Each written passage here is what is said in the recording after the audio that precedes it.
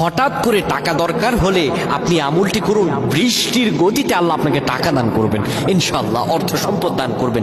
অনেক সময় আমরা দেখা যায় লক্ষ কোটি টাকা থাকে কিন্তু বিপদ আপদে পড়ে যায়, তখন টাকা পাওয়া যায় না।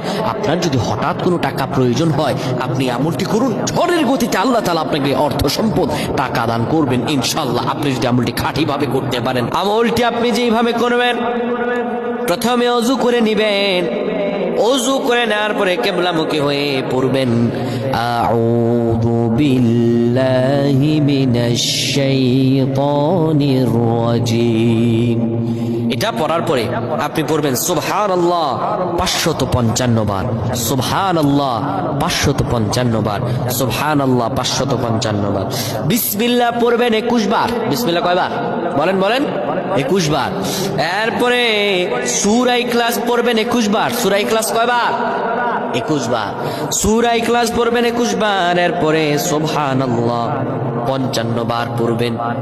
পড়ার পরে আল্লাহ তাআলার কাছে দুটি হাত করজোড়ে তুলে ধরবেন, মহান রব্বুল আলামিনের কাছে তুলে ধরে নিজের প্রয়োজনের কথা বলবেন। আমার আল্লাহর কাছে চাইতে দেরি হবে, আপনার হতাশা হতে হবে না, আল্লাহ তাআলা আপনাকে দান করে দিবেন।